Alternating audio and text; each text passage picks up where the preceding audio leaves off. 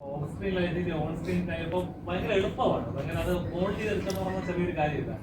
ഞാൻ തന്നെ ഭയങ്കര ഈസി ആയിട്ട് അത് ഫീൽ ചെയ്യുന്നുണ്ട്, കാണുമ്പോൾ ഫീൽ ചെയ്യുന്നുണ്ട്. അപ്പം എത്രത്തോളം അത് ഹെൽപ്ഫുൾ ആണ് പല കാര്യങ്ങളും. ഇല്ല, ഓഫ് സ്ക്രീനിലുള്ള സാധനം ഓൺ സ്ക്രീനിൽ വന്നിട്ടില്ല. കാരണം അങ്ങനെയുള്ള സിനിമകൾ വരണമല്ലോ. നമ്മുടെ സിനിമയോട് സർക്കാസം ഉണ്ടോ ആൾക്കാർക്ക്? നീ ചോദിക്കുമ്പോൾ എനിക്ക് സർക്കാസം. അപ്പൊ ഓഫ് സ്ക്രീനിൽ ഉള്ള സർക്കാസം നമ്മൾ എല്ലാവർക്കും ഉണ്ടല്ലോ. പൊതുവെ മലയാളികൾക്ക് ഉള്ള ഒരു മെയിൻ സാധനം ഈ പുച്ഛവും സർക്കാസവും ഒക്കെ, എല്ലാത്തിനോടും ഉള്ളൊരു സർക്കാസം ഉണ്ട്. എല്ലാത്തിനെയും നമ്മൾ കാണുന്ന രീതിയോട് എല്ലാം അപ്രോച്ചൊക്കെ വേറെ തന്നെ, പ്രത്യേകിച്ച് മലയാളി ഓഡിയൻസ് ആയിക്കോട്ടെ മലയാളികളായിക്കോട്ടെ.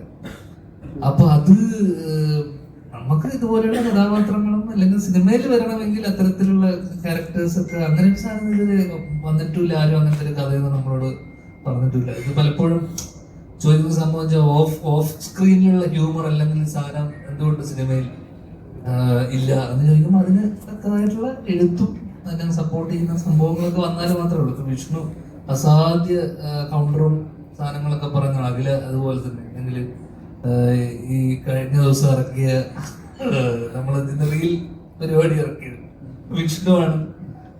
മറ്റേ രജനീകാന്തിന്റെയും കമലഹാസന്റെയും ഇതിട്ടിട്ട് ഇതിലെ ആരെ ഹീറോ ചോദിക്കുമ്പോ എന്ന് പറഞ്ഞിട്ട് വിഷ്ണു ഒരു സാധനം ചെയ്തിരുന്നു. അത് വിഷ്ണുവിന്റെ ഐഡിയ ആയിരുന്നു. അതേ വേറൊരു സാധനം ചെയ്ത് അഖിലിന്റെ ഐഡിയ ആയിരുന്നു. ഇതൊക്കെ വേറൊരു രീതിയിലുള്ളൊരു സർക്കാസം ഉണ്ട് അതിനകത്ത്. നമ്മൾ സ്വയം നമ്മളെ ട്രോളുന്ന രീതിയിലുണ്ട്. അതൊരു കൈൻഡ് ഓഫ് മാർക്കറ്റിംഗുമാണ്. അത് ഭയങ്കര റീച്ച് കിട്ടി. അപ്പൊ സാറെന്ന് പറയുന്നുണ്ടായിരുന്നു മഞ്ചേച്ചി അടക്കം വിളിച്ചിട്ട് ലൈക്ക് ഇഷ്ടപ്പെടുകയും കുറെ ആൾക്കാർ ഇത് ചെയ്തു. അതൊക്കെ അതിലൊക്കെ ഉണ്ട് ഈ പറഞ്ഞ സർക്കാസം ഒക്കെ. പിന്നെ ഓഫ് സ്ക്രീനിൽ എനിക്ക് തോന്നുന്നത് പണ്ട് ക്യാരവണൊന്നും ഇല്ലാത്തൊരു കാലത്ത് ഓഫ് സ്ക്രീനിൽ ഉണ്ടാവുന്ന ചർച്ചകളും ഹ്യൂമർ ബിൽഡപ്പ് ചെയ്യും. ഓരോ സീനിൽ പരസ്പരം പറഞ്ഞ് നമ്മൾ ആ സമയത്ത് ചെയ്യുന്നു. ഇപ്പം ഞാൻ പുരുവൽ കല്യാണം പോലുള്ള സിനിമകളൊക്കെ അപ്പൊ പറഞ്ഞ കാര്യങ്ങൾ അവിടെ ഇരുന്നു കൊണ്ടുള്ള ഒരു ചായ കുടിച്ചുകൊണ്ട് ചെയ്യുന്ന ചർച്ചകളെല്ലാം സിനിമയിൽ ആ കൗണ്ടറുകളാണ് യൂസ് ചെയ്യുക.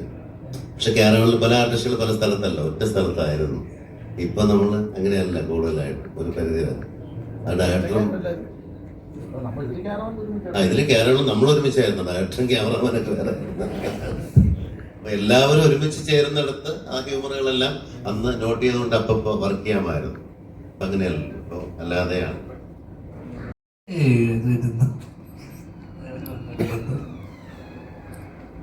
ഒരു പാട്ടുകാരനെ കൂടെ മലയാള സിനിമയിൽ ഇപ്പൊ കിട്ടിയിരിക്കുകയാണ്. സിനിമകളിൽ എന്തോ ഒരു പാട്ട് പ്രതീക്ഷിക്കാതെ.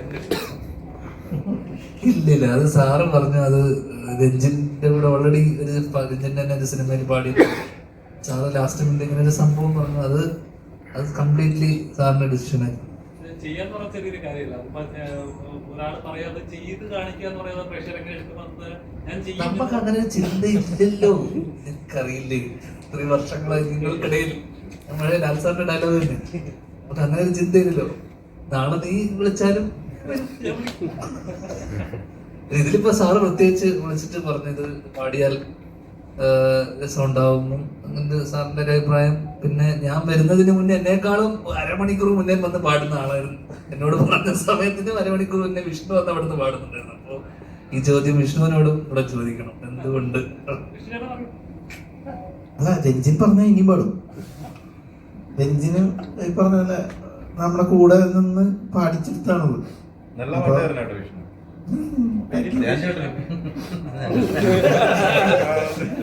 അല്ല, സാറങ്ങനെ വിളിച്ച് ഇങ്ങനെ പാടാൻ ഒരു ഇത് പറയുമ്പോ നമുക്ക് സുപ്രീം കോടതി എന്ന് പറയുന്ന പോലെ ഉള്ളൂ.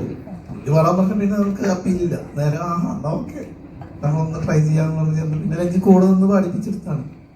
രഞ്ജിനാണ് സുപ്രീം കോടതി എന്ന് പറയുമ്പോ വിധിയാണെന്നാണ് അർത്ഥം. ഒരു പ്രൊഡ്യൂസറുടെ കൂടെ അല്ലെങ്കിൽ ഒരു ഡയറക്ടറുടെ കൂടെ വീണ്ടും വിഷ്ണു ഷൂട്ട് ചെയ്യുന്നത് സാറ് പറയും എന്റെ മൂഡ് ഓഫ് ആയിരിക്കുകയാണ്, നിങ്ങൾ വന്നപ്പോഴാണ് എന്റെ മൂഡ് ഒന്ന് ശരിയായത്. അതാണ് എനിക്ക് പറയാനുള്ളത്. ബാക്കി വിഷ്ണു അത് സത്യമാണ്. അതിൽ ഇച്ചിരി കഴമ്പുണ്ട്. ഞാൻ ചിലപ്പോൾ ജയിക്കാൻ ചാൻസ് ഉണ്ട്. വന്നിരുന്നു വേണ്ടെന്ന് വെച്ചാൽ ഈ രമേശ് പിഷാരടി മത്സരിക്കുന്നുണ്ട്. അപ്പൊ എങ്ങനെയാണ് അതിനെ കാണുന്നത്? പോവോ വിളിച്ചു കഴിഞ്ഞാൽ? രമേശ് നമ്മുടെ സുഹൃത്തല്ലേ, തീർച്ചയായിട്ടും ഒരു സിനിമയായിരിക്കും. ഹ്യൂമർ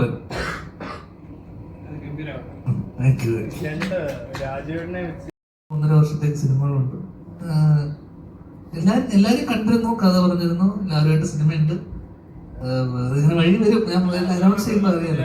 കഴിഞ്ഞിടെ പറഞ്ഞപ്പോൾ അതായത് രാജേട്ടനെ സമീപിക്കാൻ എളുപ്പമാണ്, മുൻനിരയിലുള്ള ആക്ടേഴ്സിനെ സമീപിക്കാൻ ഇപ്പോഴും സ്ട്രഗ്ലിംഗ് ആണ്. അപ്പൊ രാജേട്ടനെ സംബന്ധിച്ച് എങ്ങനെ ഉണ്ടായിരുന്നു? ഇവരൊക്കെ ഡേറ്റ് കിട്ടുക അല്ലെങ്കിൽ ഇവരെ കൺവിൻസ് ചെയ്ത് ഡേറ്റ് ബുക്ക് ചെയ്യുക എന്ന് പറയുന്ന ആ ഒരു പ്രോസസ് ഉണ്ടായിരുന്നു. അത് ഞാനിപ്പോ ഈ കഴിഞ്ഞ 3 മാസങ്ങളായിട്ട് ഞാൻ അതാണ് ചെയ്തുകൊണ്ടിരിക്കുന്നത്.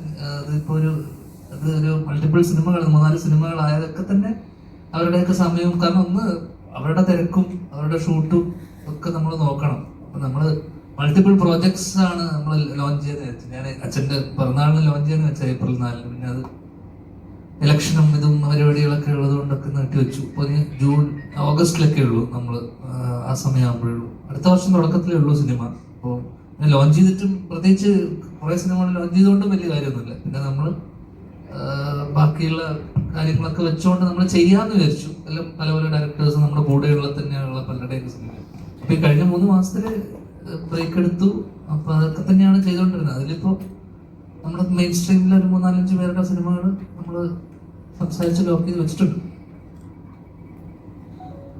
നല്ലൊരു സിനിമ ഇറങ്ങുന്നത് തന്നെ നമുക്ക് സംബന്ധിച്ച വലിയൊരു കാര്യമാണ്. പിന്നെ ഇത്രയും മാർക്കറ്റ് ചെയ്ത്, ഇത്രയും പ്രൊമോട്ട് ചെയ്ത്, ഇത്രയും കേരളം ഒട്ടുക്കും ഫ്ലക്സും ഹോർഡിങ്സും വെച്ച് വിജനങ്ങളുടെ ഒരു വേറിട്ട സിനിമ, ഇതുവരെയുള്ള സിനിമകളിൽ നിന്ന് മാറി നിൽക്കുന്ന ഒരു സിനിമ തന്നെയാണ് ഭീഷ്മർ. അപ്പോൾ എന്തായാലും ഒരു 1 ടൈം വാച്ച് അല്ലെങ്കിൽ ഒരു ലോ ആവറേജ് തിയേറ്റർ എക്സ്പീരിയൻസ് ഒക്കെ തരാൻ സാധ്യതയുള്ള ഒരു സിനിമയാണ്. പിന്നെ സിനിമ വളരെ സബ്ജക്റ്റീവ് ആയിട്ടുള്ള കാര്യമാണ്. ചിലർക്ക് ഇഷ്ടപ്പെടും, ചിലർക്ക് ഇഷ്ടപ്പെടില്ല. എന്ത് പോസിറ്റീവ് ആണെങ്കിലും നെഗറ്റീവ് ആണെങ്കിലും എന്ത് ക്രിറ്റിസിസത്തിനെ നമ്മൾ വെൽക്കം ചെയ്യുന്നു. എന്തായാലും നിങ്ങളുടെ എല്ലാവരുടെയും ഫീഡ്ബാക്ക് ഓൺലൈനിലും ഇതിലൊക്കെ അറിയിക്കുക. എല്ലാവർക്കും ഇഷ്ടപ്പെടുമെന്ന് വിശ്വസിക്കുന്നു. താങ്ക് യു എല്ലാവർക്കും. ഇത് ആശംസ. Thank you.